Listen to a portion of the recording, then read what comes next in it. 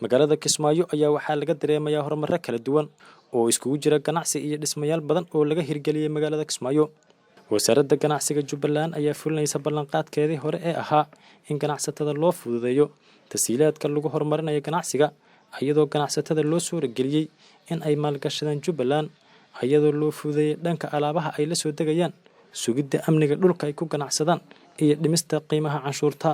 wasiirka wasaaradda ganacsiga Jubbaland Cabdinuur Cali Aadan, wasiirka wasaaradda howlaha guud iyo guryeynta Jubbaland Ismaaciil Axmed Garas, xildhibaano iyo mas'uuliyiin kale ayaa ka qayb galay munaasabadda xarigga laga jarayay maamuus gaadheen oo hab casri ah loo nashqadeeyay.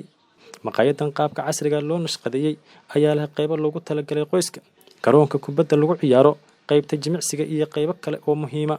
qaar ka mid ah bulshadii xarig jarkan ka soo qayb galay ayaa bogaadiyay ganacsiga iyo horumarka ay sameeyeen dadka dib ugu soo laabanaya dalka. hoteelkaas waxaan isleeyahay haddaan sii taagnaano inaan horumarka intaa ka sii balaaran aan samayn karno. dadkii waddanka imaanaya waxaan jeclaan lahaa oon ku baraarujin lahaa ummadda in waddankoodii ay maalgashtaan.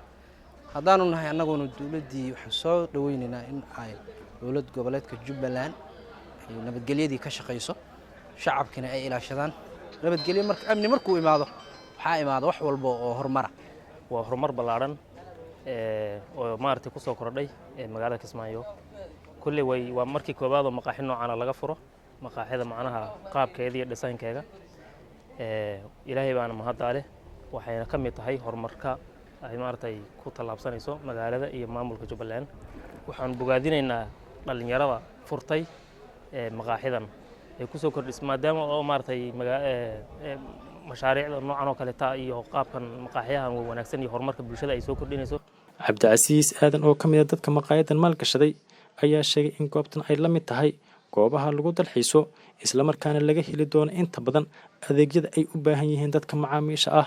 waxaan rabnaa in ay dadka ku nool Kismaayo mar walba oo ay aadi jireen goob weyn iyo dalxiis kale meesha u aadi jireen, waxaan rabnaa saaki inay meeshaan dalxiis u soo aadaan wixii ah oo qofka xitaa haysta inuu rabo maanta oo kale saaxiibiis uu keensado uu rabo xitaa inuu gacmo furan ku soo dhawaado. waxaan leenahay aan kaga duwanahay garoonkii boon lagu dheeli lahaa, waxaan leenahay jiimkii, waxaan leenahay library buugta lagu akhrista, barxada waaweyn, hool ay dadku ku shiri karaan, meel family ay xitaa cunto ku cuni karaan dadka family. ninkii maanta raba ilmihiisa inuu meel casho maqaayad u geeyo, meel aan ugu talagalnaa jirto oo cunto ay ku siisan karaan ilmaha. wasiirka wasaaradda ganacsiga Jubbaland Cabdinuur Cali Aadan ayaa sheegay in goobtan ay muhiim u tahay dhalinyarada iyo qaybaha kala duwan ee bulshada, wuxuuna tilmaamay in dowlad goboleedka Jubbaland ay bixinayso dhul loogu talagalay dadka sameynaya maalgashiga. meeshan waxay noqon doontaa meel ay isugu yimaadaan dadka reer Jubbaland Soomaaliyeed, gaar ahaan reer Jubbaland.